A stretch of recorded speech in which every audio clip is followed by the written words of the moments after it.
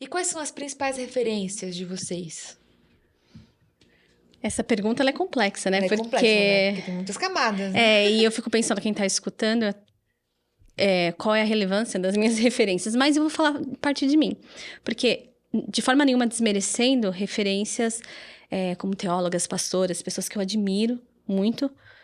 Mas a gente tem a tendência de criar... A gente vê uma faceta da pessoa, vê um lado, uma porcentagem que a pessoa apresenta através de um livro, através de uma pregação, de um estudo, ou através do Instagram. E a gente tenta...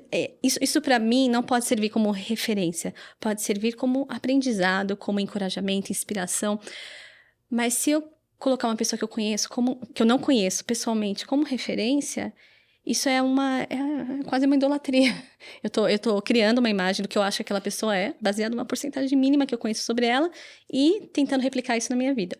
Então, para mim, as minhas referências são as mulheres da minha família, são a minha mãe, a minha avó, minhas irmãs, minhas amigas, até as amigas online.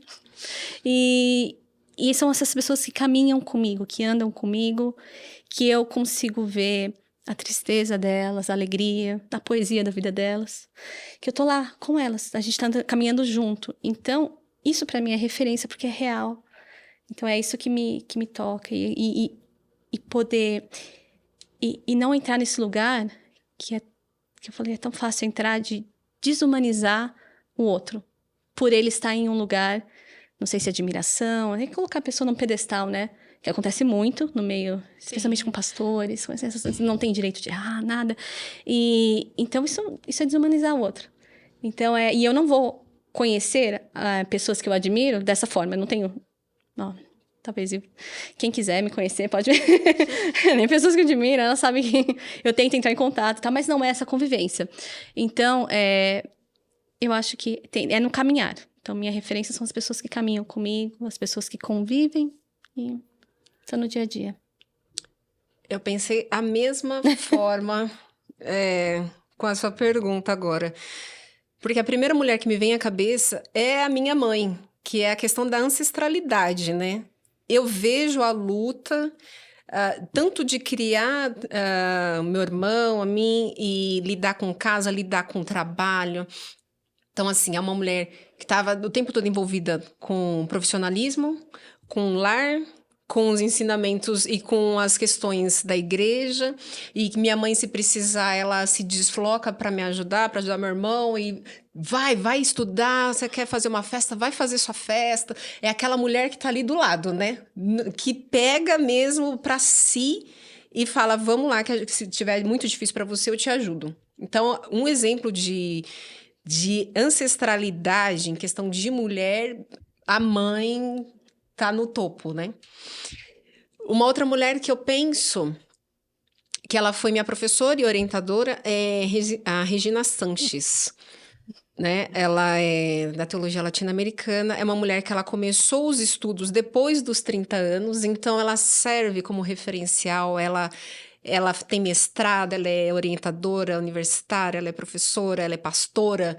E você fala, que bom que com 3 filhos ela conseguiu, ainda com marido e com igreja, alcançar um nível acadêmico tão grande e lançar livros. Então, assim, são 2 mulheres referências para mim.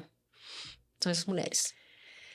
Uma referência para mim é a Nancy Cardoso também, porque eu acho que ela tem uma linguagem tão acessível, né? Assim, para quem está começando a iniciar estudos, para quem se compreende como mulher e está procurando entender mais essas novas interpretações da Bíblia, eu acho que ela é uma boa porta de entrada, assim, para começar a pensar essas questões, né? E isso que você disse, Paty, de não sei o quão relevante é para o outro, né?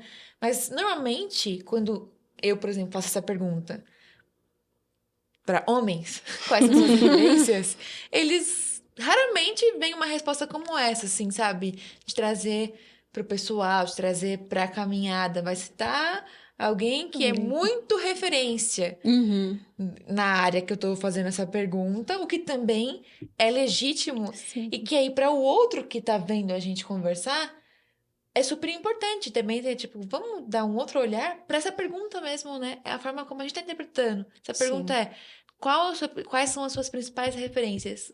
Cada um vai entender uma coisa dessa pergunta, né? E aí é pra gente treinar o olhar mesmo, sobre, Sim. tipo, poxa, o que que constitui? Quando eu penso em referência, qual que é o meu critério? É aquilo que me toca? É quem caminha comigo? É aquilo que me provoca? O que que eu tô pensando? O que que eu recebo quando alguém me pergunta quais são as minhas referências? Então, é importante. Uhum. Tudo que a gente tem para trazer para o mundo é importante, tem o seu valor, né? E também cai num ponto que eu acho que eu ouço muito, né? Que assim, a resposta de vocês para outras pessoas pode ser tipo assim, nossa, mas muito sensível, muito emocional, como, né? É, será que elas não têm referências, então? Mas a gente tem, só que a gente sabe de onde a gente veio. Pra gente Sim. chegar nesse outro Sim. lugar, a gente precisa saber de onde a gente veio, né? Sim. Então é muito importante, com certeza. É porque parece até que é uma coisa separada, né? Ou você é mulher, ou você é teóloga, ou você é uma profissional que está inserida no mercado de trabalho. As três juntas não tem como. Então você escolhe. Não, eu sou mulher, eu sou teóloga e eu sou uma profissional inserida no mercado de trabalho. Sim, eu vou discutir teologia, eu vou ter a minha feminilidade, eu vou cuidar do meu corpo, eu tenho as minhas vontades, os meus desejos. E eu tenho o meu momento que eu tô no meu profissional. Eu consigo juntar os três? Sim. É o que eu sou. É, mas mesmo essa desconstrução de como se isso não fosse possível, é para ditar o que é possível, né? Então, você só pode fazer isso, só pode fazer aquilo. Se você quiser fazer todas essas coisas, não é possível. Então, acaba te desqualificando como Uhum. se não dá para fazer tudo isso bem. Nesse lugar não dá pra fazer tudo isso bem. Mas aí, não, se você é só mãe, se você é só isso, se você é só aquilo, então aí dá pra fazer bem, né? Uhum. Reduz, porque se você não reconhece o tamanho dessa pessoa, a grandeza dela, você poderia ver como algo que faz você também grande. Mas não, é como se te Sim. diminuísse, Sim. né? Sim. É uma coisa terrível, é construção E histórica você vê isso. que a gente trouxe, assim, a questão da mãe, né? Da mulher que cresceu e a gente ouvindo os ensinamentos de perto.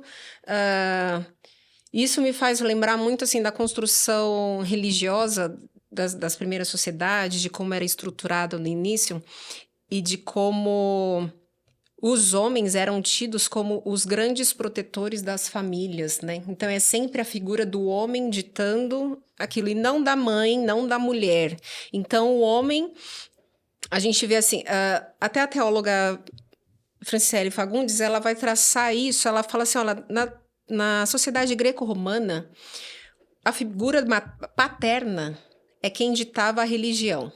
Então, ele passava para os filhos aquilo que eles deveriam seguir. Quando essa figura paterna morre, ele se torna um deus familiar, uma entidade. Então, ele protege o lar.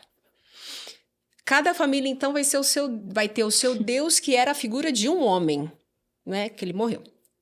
Então, cabe àquela estrutura familiar fazer oferendas para aquele deus doméstico, para que fossem abençoados com filhos homens.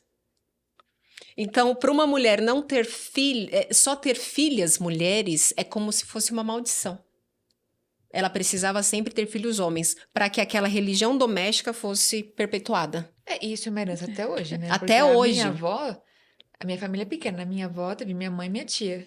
E o sonho do meu avô era que Era um Um tivesse um homem. homem. menino. Não teve. Aí a minha mãe era a filha mais velha, teve eu e a minha irmã.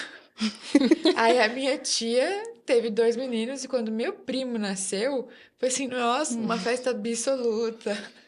Gente, ué. Isso é complexo, né?